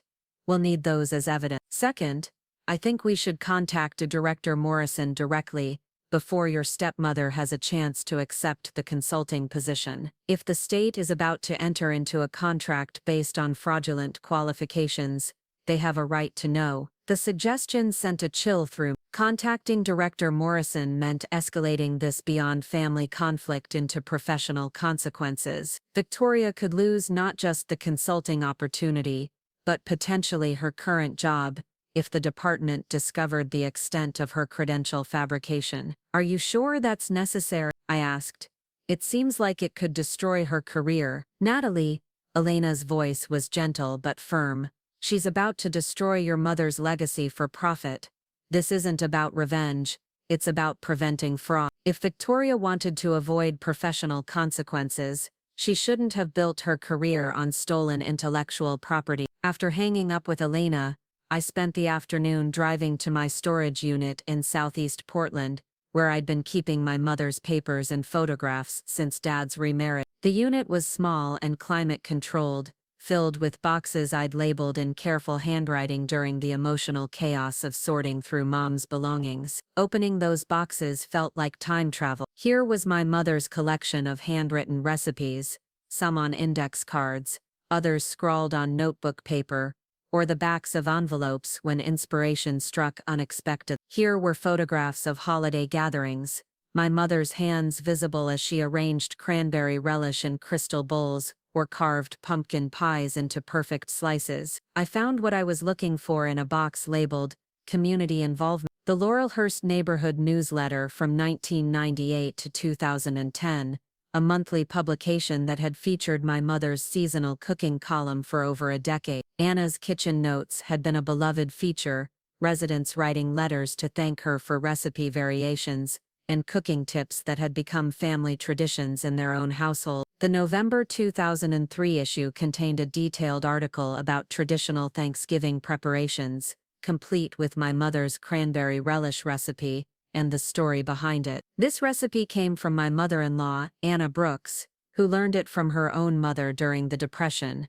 My mom had written, "The secret is adding the orange zest at the very end, when the cranberries are still warm but not hot." Anna always said it made the difference between a good relish and a memorable one. There it was, in print, 13 years before Victoria had ever met my family. Clear documentation of the recipe's true origins, complete with the specific technique that Victoria had been claiming as her grandmother's secret. I photographed every page, every mention of my mother's cooking, every recipe that I'd later seen Victoria appropriate for her own professional advancement. The 2007 issue contained something even more valuable, a feature article about the annual church fundraising dinner, complete with a photograph of my mother serving her cranberry relish to a long line of community members. The caption read, "Anna Brooks shares her family's traditional cranberry relish, a recipe passed down through 3 generations." The photo showed her hands, the same careful movement I remembered from childhood,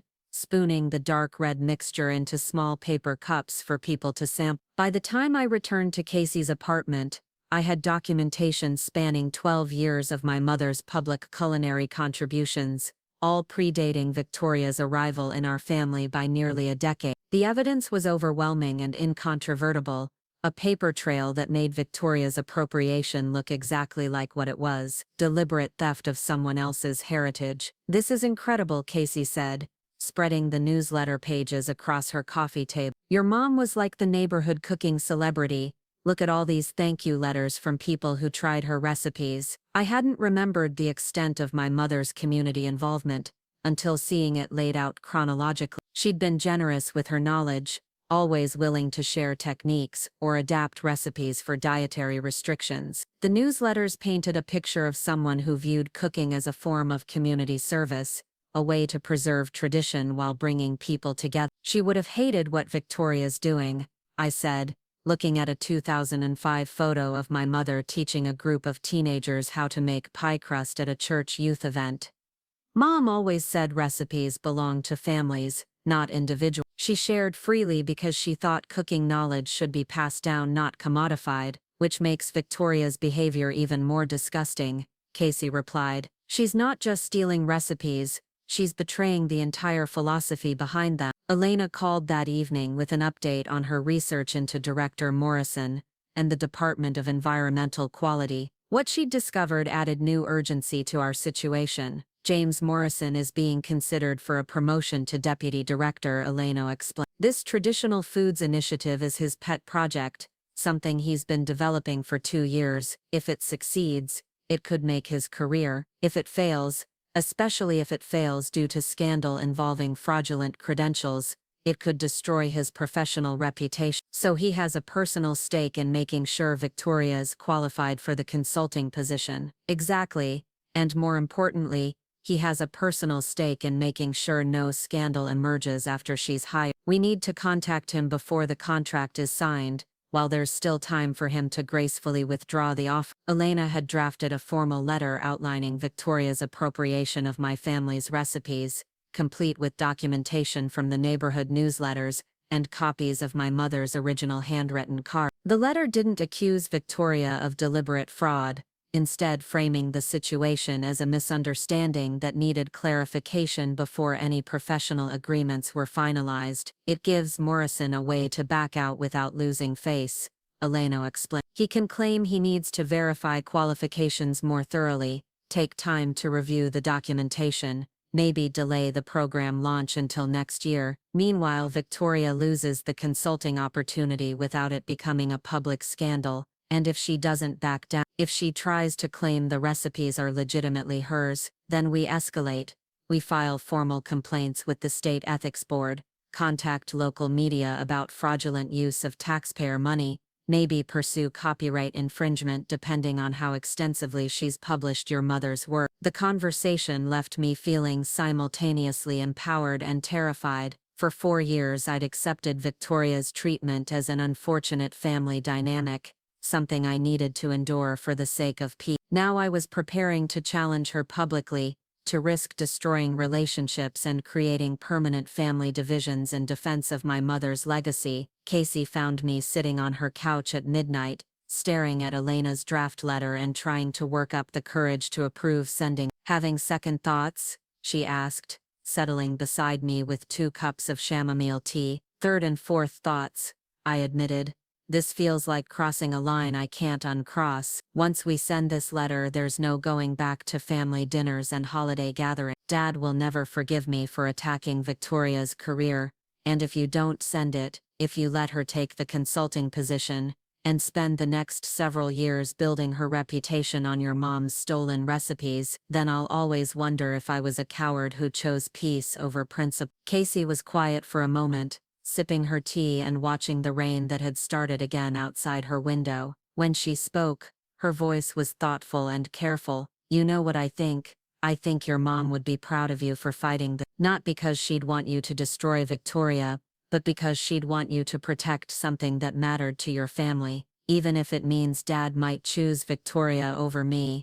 especially then, because if he's willing to choose someone who steals from his dead wife over his own daughter, then you need to know that now, not after you've spent another 4 years being treated like unpaid staff. I slept poorly that night, my dreams filled with endless arguments and family gatherings, where everyone spoke in voices that weren't quite their own. When I woke up around 6, Casey had already left for her morning run, leaving a note on the kitchen counter that simply said, "Whatever you decide, I support you." I made coffee and sat at Casey's kitchen table, reading through Elena's letter one more time. The language was professional and diplomatic, giving Director Morrison multiple opportunities to withdraw the offer gracefully, while establishing a clear record of Victoria's appropriation of my family's intellectual property. At 8 o'clock I called Elena's office. "Send the letter," I said when she answered. "Send it this morning, before I lose my nerve." "Are you sure?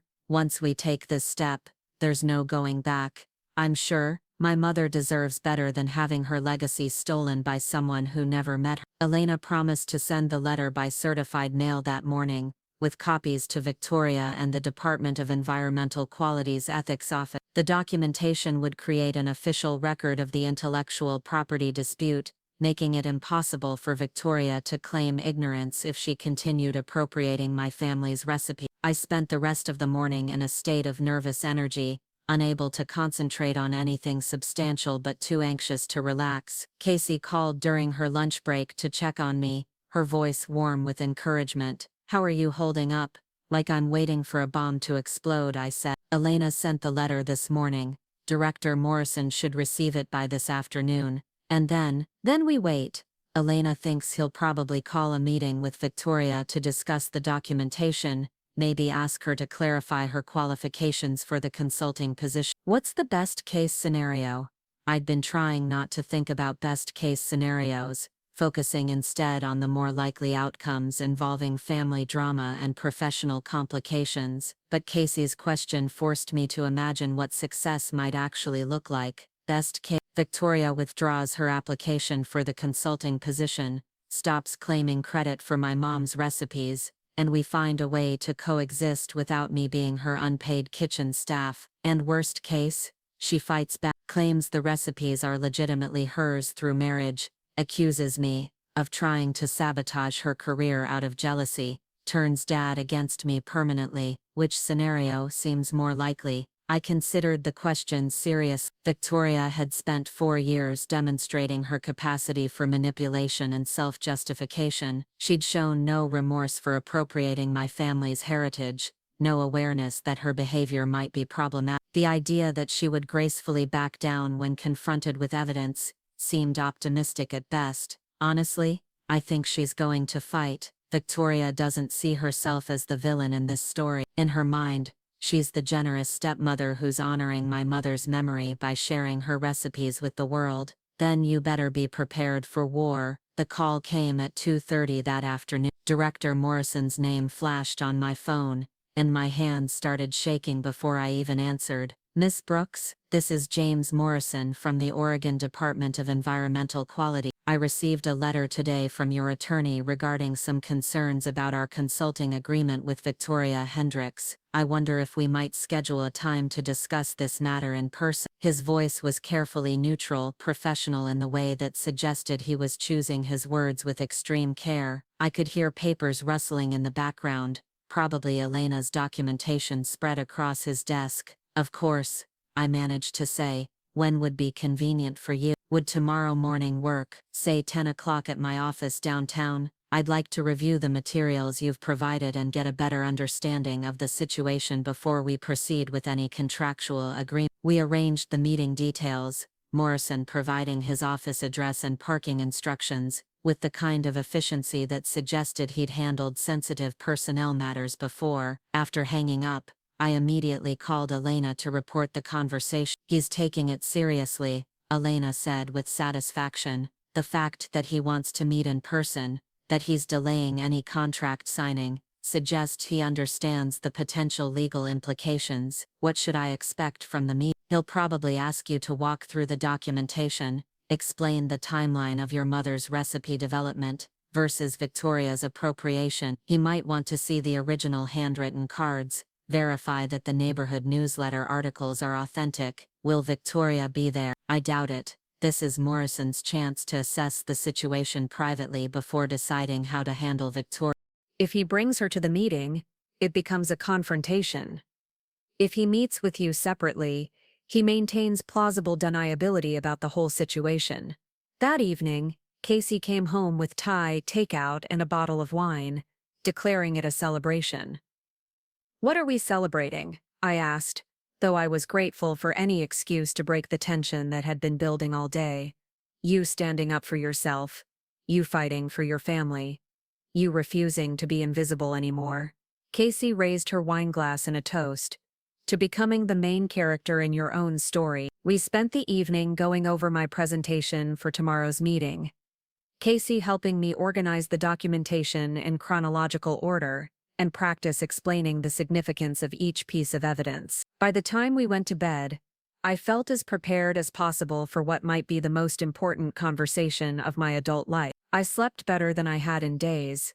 My dreams filled with images of my mother in her kitchen, her hands moving confidently as she prepared meals that brought people together rather than serving someone else's ambition. The next morning, I dressed carefully in a dark blue suit that made me feel professional and competent, carrying a leather portfolio that contained copies of all the evidence Elena and I had assembled. The Oregon Department of Environmental Quality occupied several floors of a downtown office building, its lobby decorated with photographs of Oregon's natural landscapes and informational displays about environmental protection initiatives. Director Morrison's office was on the 7th floor, a corner space with windows overlooking the Willamette River and walls covered with certificates and awards, recognizing his contributions to environmental policy. Morrison himself was exactly as I remembered from Thanksgiving dinner, tall and silver-haired with an air of quiet authority that immediately put me at ease. "Brooks, thank you for coming in," he said, gesturing toward a conference table where Elena's letter lay open beside a stack of documents I didn't recognize. "I've been reviewing the materials your attorney provided, and I have to say, they raise some serious questions about our consulting agreement with Victoria." I took a seat across from him, setting my portfolio on the table and trying to project confidence despite the butterflies performing acrobatics in my stomach. "I want to be clear from the beginning," Morrison continued, "that I'm not interested in family drama or personal conflict. My concern is purely professional. If the Department of Environmental Quality enters into a consulting agreement based on fraudulent qualifications, it could damage our credibility and waste taxpayer resources." "I understand," I said. "I'm not trying to create problems for Victoria personally. I just want to protect my family's heritage from being misappropriated for commercial purposes." Morrison nodded approvingly.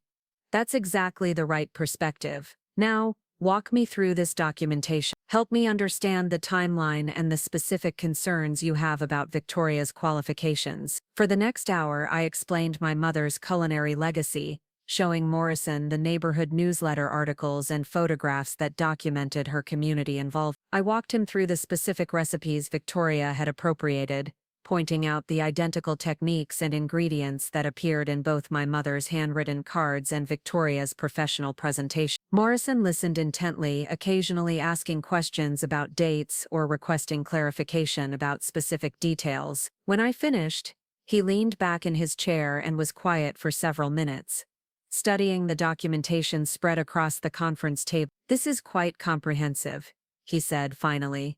"The evidence strongly suggests that Victoria has misrepresented her qualifications for this consulting position. The question now is how to handle the situation in a way that protects both the department's interests and everyone's professional reputation. What do you recommend?" "I'm going to schedule a meeting with Victoria this afternoon. I'll present her with this documentation and give her an opportunity to explain the discrepancies in her qualifications. Depending on her response, we'll either restructure the consulting agreement or withdraw the offer entirely." Morrison walked me to the elevator, shaking my hand with the kind of firm grip that suggested he respected the way I'd handled a difficult situation. "You did the right thing bringing this to my attention," he said as the elevator doors opened. "Professional integrity matters, especially in government work. If Victoria had proceeded with this consulting agreement, It could have damaged the department's credibility for years. As the elevator descended toward the lobby, I felt a mixture of relief and apprehension. I'd done what Elena recommended, what my conscience demanded, what my mother's memory deserved. Now I had to wait and see how Victoria would respond when confronted with the evidence of her appropriation. My phone buzzed as I reached the lobby. A text from an unknown number. "We need to talk. Coffee at 4. Stumptown on Division, Victoria." The message sent a chill through me. Victoria had already learned about my meeting with Morrison, probably through whatever professional networks she'd cultivated within the state government. She was moving fast, trying to control the narrative before Morrison had a chance to confront her officially. I texted back, "I'll be there." 4 hours to prepare for what would probably be the most difficult conversation of my life. 4 hours to decide how much truth I was willing to speak to someone who had spent 4 years treating me like unpaid staff. The war Casey had predicted was about to begin, and I was as ready as I'd ever be. Stumptown Coffee on Division Street was packed with the usual afternoon crowd of freelancers and students, their laptops glowing like small campfires in the dimly lit interior. I arrived 10 minutes early, claiming a table near the back where we could have a private conversation without being overheard by curious neighbors or acquaintances. The familiar scent of roasted coffee beans did nothing to calm my nerves as I waited for Victoria to appear. She walked through the door at exactly 4 o'clock, her movements sharp and purposeful in a way that suggested barely controlled fury. Victoria had always been beautiful in a polished, magazine-ready way, but today there was something brittle about her perfection, like expensive china that might shatter if handled too roughly. She spotted me immediately and crossed the cafe with quick, precise steps, her heels clicking against the concrete floor. "Natalie," she said, settling into the chair across from me without removing her coat. Her voice was carefully modulated, but I could hear the anger underneath, vibrating like a tuning fork. "I had a very interesting conversation with James Morrison this afternoon." I'd expected her to lead with accusations or demands for explanation, but Victoria had always been strategic in her confrontations. She wanted me to know that she knew what I'd done, that there would be consequences for my betrayal of family loyalty. "I imagine you did," I replied, surprised by how steady my own voice sounded. "Did he show you the documentation I provided?" Victoria's smile was sharp enough to cut glass. "Oh, he showed me everything. Your little collection of newspaper clippings and recipe cards, your touching narrative about protecting your mother's legacy. Very compelling storytelling, Natalie. I'm almost impressed." "It's not storytelling, Victoria. It's evidence that you've been appropriating my family's recipes for your professional advancement." Appropriating. Victoria repeated the word like it tasted bad. Such a dramatic way to describe honoring your mother's memory by sharing her wonderful recipes with people who can truly appreciate them. Here it was, the reframing I'd expected. In Victoria's version of events, she was the generous stepfamily member preserving my mother's legacy, while I was the ungrateful daughter trying to hoard family traditions for selfish reasons, sharing them by claiming they came from your grandmother in Connecticut. "I never claimed anything of the sort," Victoria said smoothly. "Perhaps there were some misunderstandings during social conversations, but I certainly never intended to mislead anyone about the recipe's origin. It was a masterful piece of gaslighting, designed to make me question my own memory of conversations I'd witnessed firsthand." Victoria was counting on my uncertainty, my tendency to avoid conflict, my willingness to accept her version of reality rather than trust my own perception. "I heard you tell Director Morrison that the cranberry relish was a Hendricks family secret passed down through generations." "I said it was a family recipe,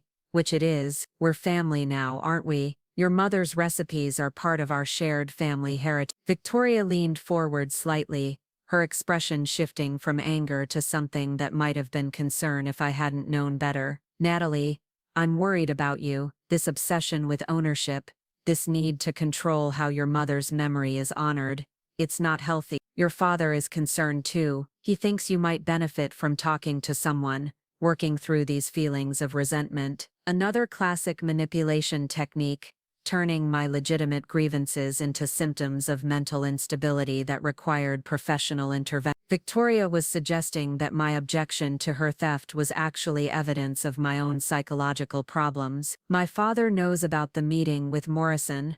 Of course he knows. We don't keep secrets from each other. Victoria's smile returned, colder than before. Robert is very disappointed in your decision to attack our family publicly. He feels betrayed by your willingness to damage our reputation over what he sees as a misunderstanding. The words hit exactly where Victoria intended them to, that soft spot of doubt and guilt I carried about disappointing my father. For a moment, I wavered, imagining Dad's hurt expression, his confusion about why I would choose conflict over family harmony. But then I remembered my mother's careful handwriting on those recipe cards, the stories she'd told about learning techniques from her own mother, the pride in her voice when community members praised her cooking. Victoria might have convinced Dad that this was about my psychological instability, but I knew what I was fighting for. Did you withdraw your application for the consulting position? I asked. Victoria's mask slipped for just a moment, revealing the fury she'd been working so hard to contain. I did not. In fact, James and I had a very productive conversation about the value of traditional knowledge sharing and the importance of preserving family recipes through professional channels. He understands that rigid ownership of culinary heritage can actually harm preservation efforts. So you're still planning to build your career on my mother's stolen recipes. I'm planning to honor your mother's legacy by ensuring her recipes reach a wider audience through legitimate educational initiatives. The fact that you see this as theft rather than tribute says more about your state of mind than it does about my intentions. Victoria stood up abruptly, gathering her purse and coat with sharp, angry movements. I came here hoping we could resolve this misunderstanding privately, as a family, but it's clear you're more interested in creating drama than finding solutions. She paused, looking down at me with an expression I'd never seen before,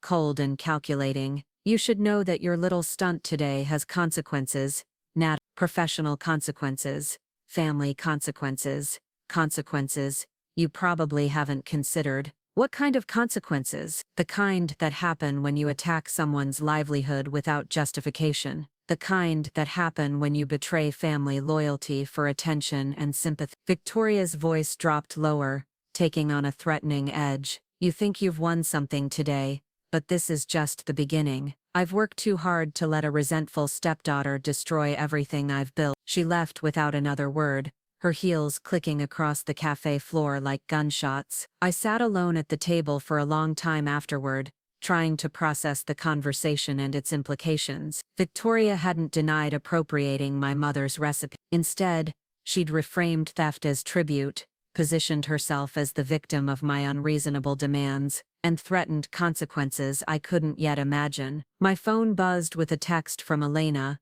Morrison called. Victoria is refusing to withdraw her application. Meeting scheduled for Monday morning with Department Ethics Board. Can you be there? I typed back. Yes. What should I expect? Full formal review of her qualifications. They'll want to hear your testimony about the recipe appropriation. Bring everything we discussed. The weekend passed in a blur of nervous preparation and increasingly worried text from Casey, who'd been monitoring the situation from her gallery, like a concerned commander tracking a battle from headquarters. I spent Saturday organizing my documentation and Sunday reviewing my testimony with Elena, who'd agreed to represent me pro bono in what she called a textbook case of intellectual property theft. Monday morning found me in a conference room on the 8th floor of the state office building, facing a panel of 3 department officials, who looked like they'd rather be anywhere else. Victoria sat at the opposite end of the long table with her own attorney, a sharp-featured woman, who'd probably cost more per hour than I made in a week. Director Morrison served as the hearing moderator,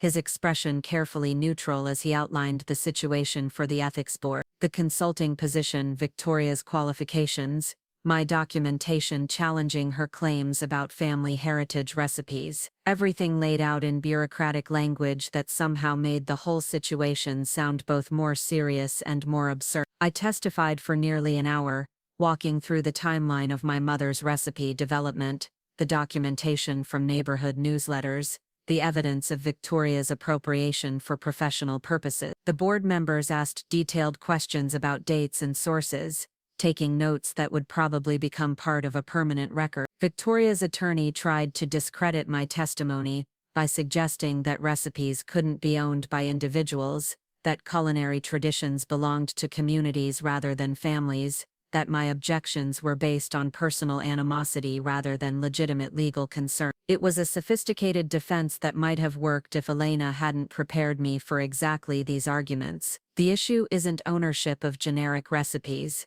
Elena explained to the board. The issue is misrepresentation of qualifications for a state consulting position. Hendricks has claimed professional expertise based on family traditions that don't exist, using stolen intellectual property to secure taxpayer-funded contracts. The hearing lasted 3 hours. When it was over, the board chair announced that they would review all testimony and documentation before making a final decision about Victoria's consulting application. Morrison escorted me to the elevator with the kind of professional courtesy that suggested he'd already made up his mind about the outcome. "Thank you for bringing this situation to our attention," he said as the elevator doors opened. "The department takes very seriously any concerns about contractor qualifications or misrepresentation of credentials." 2 days later, Elena called with the decision. "Victoria's application has been rejected," she said without preamble. The ethics board found that she misrepresented her qualifications by claiming expertise based on family traditions that don't belong to her. Morrison is also recommending a formal review of her current position to determine if there are other instances of credential misrepresentation. I felt a mixture of relief and apprehension. We'd succeeded in preventing Victoria from profiting from my mother's stolen recipes, but the consequences might extend far beyond the consulting position. If the department discovered other instances of professional fraud, Victoria could lose her job entirely. What happens now? Now we wait to see how she responds. People don't usually take this kind of professional humiliation quietly. Elena was right. Victoria's response came the next morning in the form of a certified letter delivered to Casey's apartment, where I'd been staying since the confrontation. The letter was from Victoria's attorney, demanding that I cease making defamatory statements about Victoria's professional qualifications and threatening legal action if I continued interfering with her career prospects. But the real blow came in a phone call from my father that afternoon. "Natalie, we need to talk." Dad's voice was cold in a way I'd never heard before. "I think it's time you found somewhere else to live permanently." "Dad, I haven't been living at home. I've been staying with Casey since Thanksgiving. I'm not talking about temporary arrangement. I'm talking about you moving out permanently, finding your own place, becoming financially independent instead of relying on family support." The words hit like a physical blow. Dad had been paying for my health insurance through his company plan, helping with car payments when my graphic design freelancing didn't cover all my expenses. He'd been my safety net, my family connection, my link to the life we'd shared before Victoria entered the picture. "Is this because of the consulting position?" "This is because you attacked a member of our family publicly, damaged her professional reputation, and caused problems that could have been resolved privately through conversation." I tried conversation, Dad. For 4 years, I tried to find ways to coexist with Victoria's demands. She was stealing Mom's recipes and building her career on them. "Your mother's recipes belong to this family, Natalie. Victoria is part of this family. Sharing those recipes with people who can appreciate them honors your mother's memory." It was exactly Victoria's argument, delivered in my father's voice. She'd convinced him that appropriation was actually tribute, that my objections were selfish attempts to hoard family heritage. "So you're choosing her over me." There was a long pause, and when Dad spoke again, his voice was quiet but firm. "I'm choosing to support my wife against unfair attacks from someone who should be grateful for everything we've provided. Victoria has been nothing but generous to you, and this is how you repay her kindness." The conversation lasted another few minutes, but the essential message was clear. I was being excommunicated from the family I'd been born into, cast out for refusing to accept theft disguised as generosity. After hanging up, I sat in Casey's living room and cried for the first time since this whole ordeal began, not just for the loss of my father's support, but for the realization that he'd never really seen what Victoria was doing to me. In his mind, I'd been an ungrateful daughter attacking the generous stepmother who'd tried so hard to include me in family traditions. Casey found me there an hour later, tissues scattered around me like fallen snow. He chose her, I said simply. Dad chose Victoria over me. Casey sat beside me on the couch, not saying anything for a long time. When she finally spoke, her voice was gentle but clear. Maybe he's not choosing her over you. Maybe he's showing you who he really is,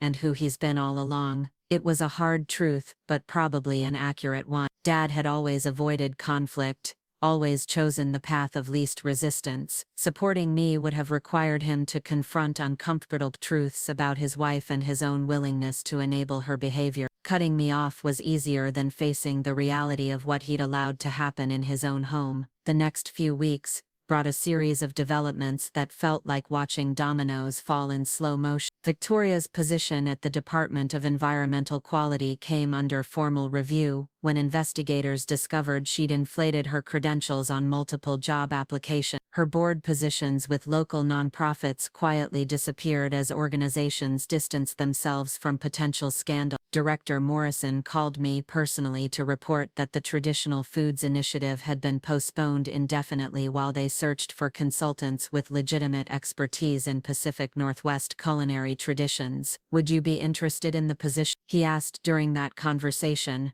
Your documentation clearly establishes your family's authentic connection to these traditions, and your presentation to the ethics board demonstrated real knowledge of the subject matter. The irony was perfect. Victoria's theft of my mother's recipes had inadvertently created an opportunity for me to honor my family's heritage legitimately, building a career on knowledge that actually belonged to me. I accepted the consulting position 6 weeks later, after Elena had negotiated a contract that specifically protected my family's intellectual property right. My first assignment was developing educational materials about traditional Pacific Northwest holiday cooking, featuring recipes and techniques that had been passed down through generations of families like mine. The cranberry relish recipe became the centerpiece of the first curriculum module, complete with the true story of its development by my grandmother Anna, and its refinement by my mother through decades of community cooking. Students would learn not just the technique,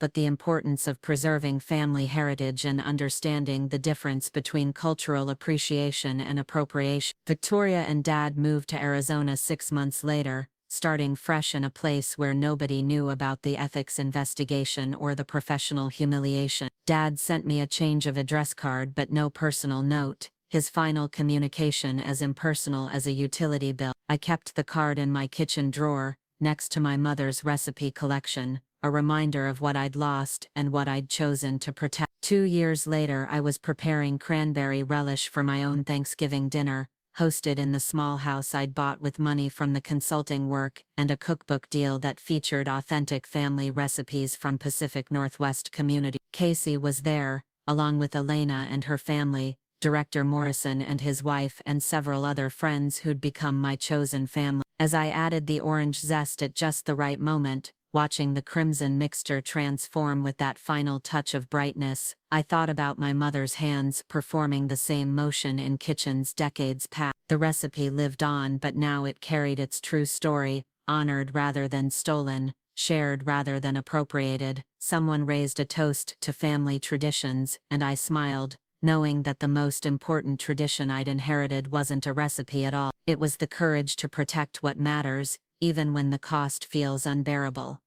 The cranberry relish was perfect that year, and every year after. Some things, once you learn to make them right, never lose their power to bring people together. Up next, you've got 2 more standout stories right on your screen. If this one hit the mark, you won't want to pass these up. Just click and check them out.